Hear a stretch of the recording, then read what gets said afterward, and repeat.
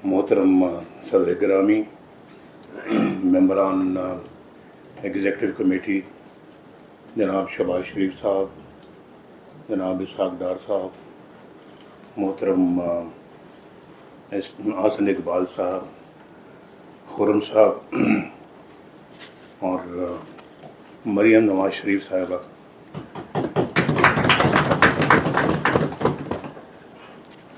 मुझे बहुत खुशी है कि मैं बहुत अरसे के बाद आज इस चैम्बर में आया हूँ और दुनिया बदल गई और हालात बदल गए, वक्त बदल गया, लेकिन माशाल्लाह चैम्बर दिन ब दिन बेहतर से बेहतर मुझे नज़र आता है।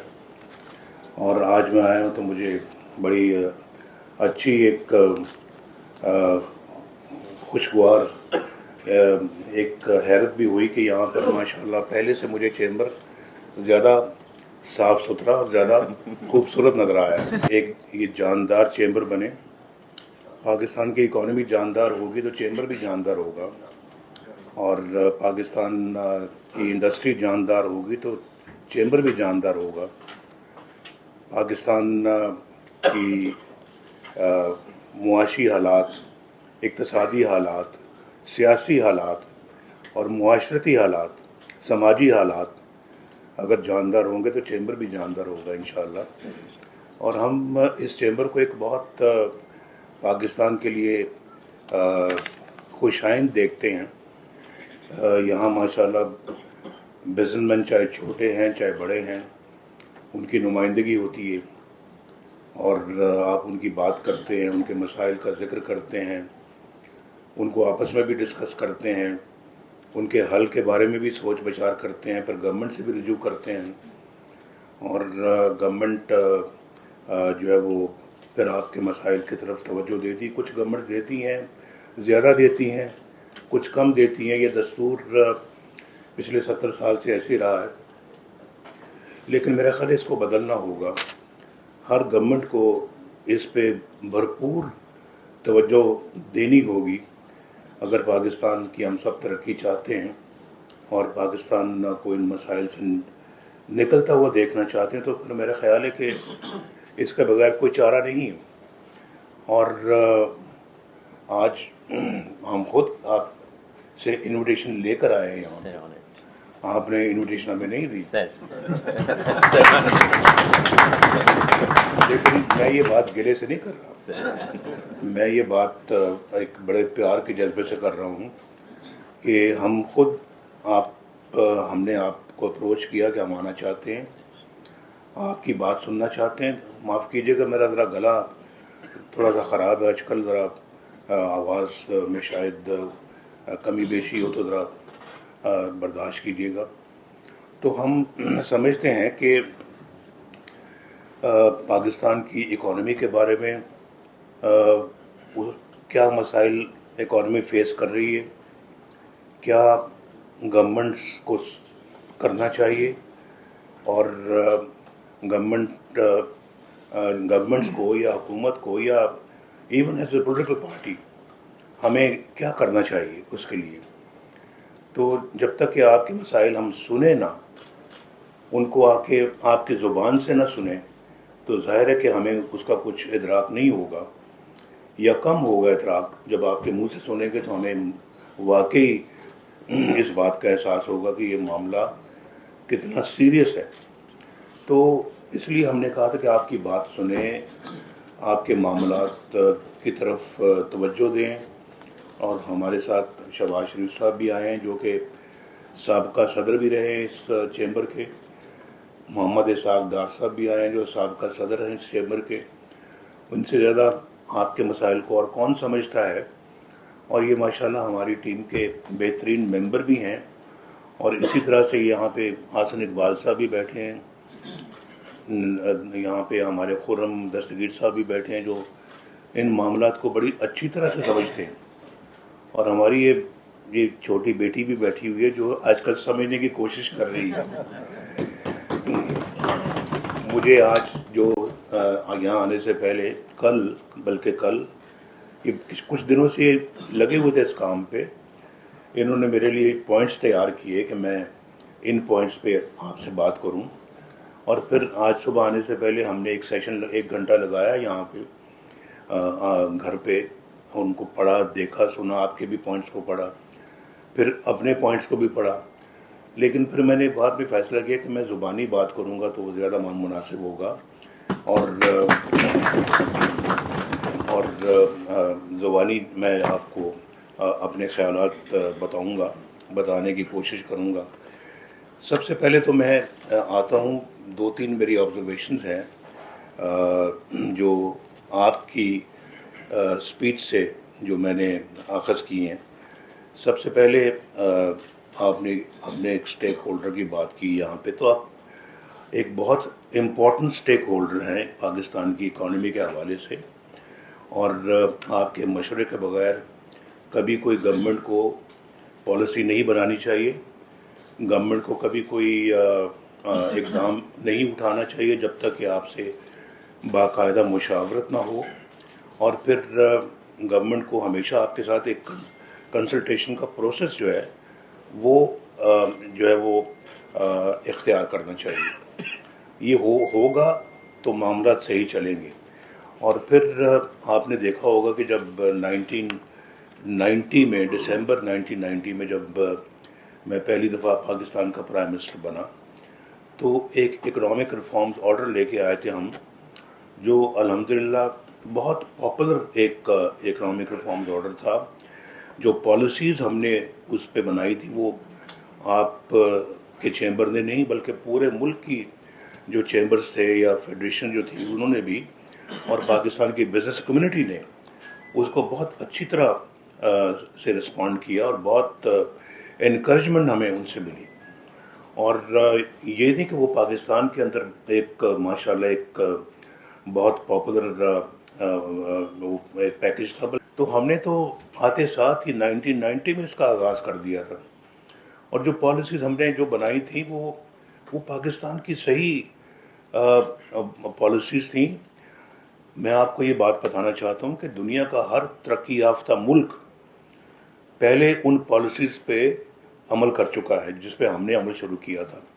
لیکن جب وہ ترقی یافتہ ہو گئے تو ان کے ناز نخرے بہت بڑھ گئے, اور وہ اب پابندیاں لگاتے ہیں دوسرے چھوٹے ملکوں پہ, یا جو ابھی جو ترقی یافتہ نہیں ہے, یا ابھی جہاں پہ ترقی ہونا بھی باقی ہے, تو ان پہ پابندیاں عائد کرتے ہیں, جیسے جس کو وہ بڑے عجیب و غریب قسم کے انہوں نے نام دیے ہوئے ہیں. میں وہ نام اب اس مجلس میں نہیں لینا چاہتا, لیکن وہ ان تمام مراحل سے گزرے ہوئے ہیں. انہوں نے 1 سال نہیں, 10 سال نہیں, بلکہ انہوں نے دہائیاں جو ہے نا اس کے اوپر کوئی پابندیاں نہیں لگائیں اپنے ملکوں میں. اب جب ہماری باری آتی ہے ترقی کرنے کی تو وہ ان پہ پابندیاں لگاتے ہیں, کسی کو کچھ نام دیتے ہیں, کسی کو اپنا کچھ اور نام دے دیتے ہیں, کسی کو کچھ اور نام دے دیتے ہیں, اور اس کے بعد پھر انٹرنیشنل جو ایجنسیز ہیں ان کو کہتے ہیں جی کہ آپ ان شرطوں کے ساتھ آپ ان ملکوں کے ساتھ یہ شرطیں لگائیں, اور اگر کوئی آپ نے ان کو کوئی پیسہ دینا ہے تو ان شرطوں کو منوا کر پیسہ دیں. یہ تو کوئی میں سمجھتا ہوں کہ کوئی بڑی یہ تو ڈبل سٹینڈرڈز ہیں, میں ان کو ڈبل سٹینڈرڈز کہوں گا. یہی ہم نے 1990 میں شروع کیا تھا, اور بہت اس میں کچھ ملکوں کی طرف سے مجھے یاد ہے کہ یہ بھی آبجیکشن آ رہا تھا کہ آپ نے یہ اتنی لبرلائزیشن کیوں کر دی ہے آپ نے اپنے ملک کے اندر, اکانومی کو اتنا لبرلائز کر دیا ہے, فارن ایکسچینج سے آپ نے پابندیاں اٹھا لی ہیں. آپ کو یاد ہوگا کہ ایک زمانہ ہوتا تھا, آپ تو خیر چھوٹی عمر گئے تھوڑے سے, آپ کے محترم والد صاحب کو علم ہوگا کہ لوگ پرانے زمانے میں اپنی جرابوں میں, جوتوں میں ڈالر چھپا کے کبھی لے جاتے تھے یا لاتے تھے, اور کتنے ڈالر, $100, $300, کچھ $1000 اپنی جرابوں میں ڈالتے تھے کہ جی وہاں پہ ایئرپورٹ پہ خدا نہ خاصا کہیں پکڑے نہ جائیں. ہم نے اپنا ان تمام قید و بند سے قوم کو, ملک کو آزاد کیا. جتنے مرضی آپ ڈالر لے آئیں, جتنے مرضی ڈالر لے جائیں. اور لوگوں نے مجھے بڑا ڈرایا دھمکایا کہ جناب آپ یہ کام کرنے لگے ہیں, کہیں ملک کا خزانہ خالی نہ ہو جائے. تو جس میں ہمارے اپنے بھی لوگ تھے لیکن ان کے ڈر صحیح تھے کیونکہ وہ اسی ماحول میں کام کرنے کے عادی تھے اور اپنی ساری عمر اسی ماحول میں کام کیا. انہوں نے, میں سول سرونٹس کی بات کر رہا ہوں, بیوروکریٹس کی بات کر رہا ہوں, بڑے پریشان ہوئے کہ آپ اس طرح کے ریفارمز لے کے آ رہے ہیں. لیکن ہم نے کیا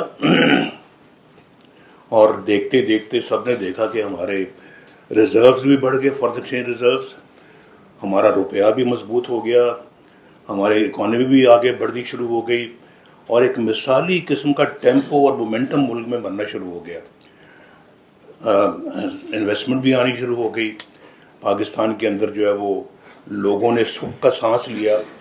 اور یہ بھی, اور میں وٹنس ہوں اس بات کا کہ کسٹمز کے افسر جو کہ بڑے بڑے اچھے عہدوں پہ ہوتے تھے لاہور میں, کراچی میں, دوسری جگہوں پہ, ایئرپورٹس پہ, جہاں ان کو بہت فائدے پہنچتے تھے تنخواہوں کے علاوہ, انہوں نے وہاں سے اپنے آپ کو پوسٹ آؤٹ کروانا شروع کر دیا کہ ہمیں اب یہاں نہیں, کیونکہ یہاں تو اب کچھ باقی رہا ہی نہیں ہے, کسی ایسی جگہ پہ جائے جہاں پیسہ زیادہ بنتا ہے.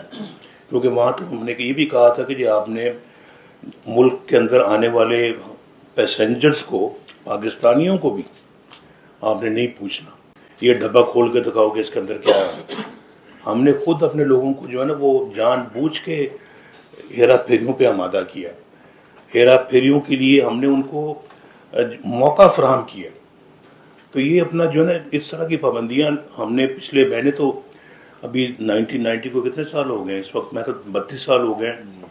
تو 32 سال سے پہلے جو 40 سال تھے وہ ہم نے وہی اپنا اسی جو ایک دائرے میں اپنے لوگوں کو رکھا, اپنے معاشرے کو رکھا, اپنے ملک کو رکھا, اس میں قید کیا ہوا تھا. یہ پہلی دفعہ آزاد کیا ہم نے, پہلی دفعہ یہ بھی ہم نے کام کیا اور کہا جو انڈسٹری میں انویسٹ کرے گا گورنمنٹ نہیں پوچھے گی کہ یہ پیسہ کہاں سے آیا. ذرا زور سے بجائیں تاکہ جو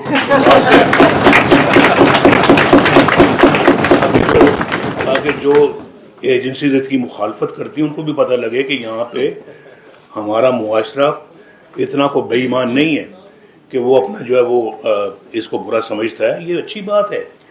ان ملک میں جب ابھی آپ سے 2-4 منٹ پہلے کہہ رہا تھا آپ سے کہ ان ملکوں نے بھی یہ کام کیے ہوئے ہیں, اسی سے گزرے ہیں وہ, اور جب ہماری باری آ رہی تو ہم پہ پابندیاں لگ رہی ہیں.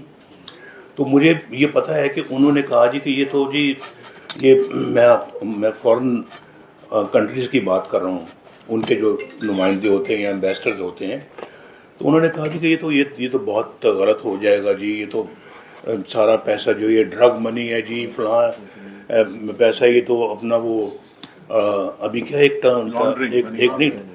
ٹرمنالوجی اور بھی نکالی ہوئی یہاں پہ, منی لانڈرنگ, یہ تو منی لانڈرنگ کو بڑھائے گا جی, اور یہ ہوگا وہ ہوگا, اور یہ تو اپنا ٹھیک نہیں ہے, پاکستان نے کیا.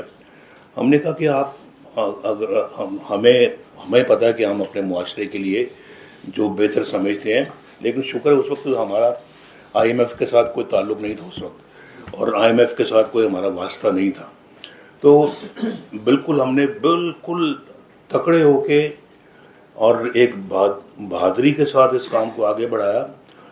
اتنا مومنٹم بلڈ ہوا ملک کے اندر, اور جو یہ کہہ رہے تھے کہ جناب میں نے جیسے بھی پہلے کہا ہے کہ خزانہ خالی ہو جائے, خزانہ بھرنا شروع ہو گیا. تو میں تو ابھی بھی ڈار صاحب سے میری چند دن پہلے بات ہوئی تھی, پاکستان آنے سے پہلے کی بات کر رہا ہوں میں.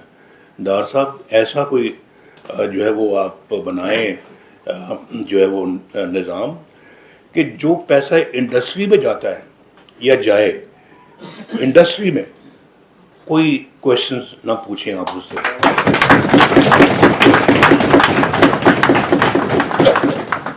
تو یہ ہمیں بڑی, اس میں مجھے پتہ ہے کہ کہاں سے رکاوٹیں آئیں گی, اور رکاوٹیں اصل میں آج نہ ہوتی, ایک بھی رکاوٹ نہ ہوتی اگر 1990 کے مومنٹم کو ہم آج جاری رکھتے. وہ جاری نہیں رہ سکا, انفارچونیٹلی جو ہے وہ بیچ میں ہی 2.5 سال کے بعد ہماری حکومت توڑ دی گئی اور پھر سپریم کورٹ نے ہمیں دوبارہ بحال کیا، لیکن پھر بھی وہ گورنمنٹ آگے نہ بڑھ سکی، وہ معاملہ وہیں ٹھپ گیا، تو ٹھپ ہو گیا۔ لیکن میں یہ سمجھتا ہوں جی کہ ہمیں بہادری دلیری کے ساتھ فیصلے کرنے چاہیے۔ ہمارے بھی ایک ضمیر ہے، قومی ضمیر ہے، ہماری بھی ایک قوم ہے، 25 کروڑ عوام ہیں، یہاں رہتے ہیں۔ ہمارا حق ہے کہ ہم یہاں کی بے روزگاری کو دور کریں۔ ہمارا فرض بنتا ہے، یہ رائٹ ہے ہمارا، کہ ہم ان کی بے روزگاری کو دور کریں، پسماندگی کو دور کریں، اپنے ملک کے اندر جہالت کو دور کریں، لوگوں کو، بچوں کو پڑھائیں لکھائیں۔ ہمارے ہسپتال بھی انٹرنیشنل سٹینڈرڈز کے ہسپتال ہونے چاہیے، اور یہاں پر بھی ہم سمجھتے ہیں، ہم نے تو ابھی تو گرین یہ جو ہیلتھ کارڈ کا اجرا کیا تھا، ہمیں انشور کرنا چاہیے کہ کوئی بھی غریب جو ہے وہ علاج کے بغیر جو ہے نا وہ نہ رہے، اور جس کے پاس پیسے نہیں تو اسٹیٹ رسپانسبل ہونی چاہیے اس کے علاج معالجے کی رقم کو ادا کرنے کے لیے۔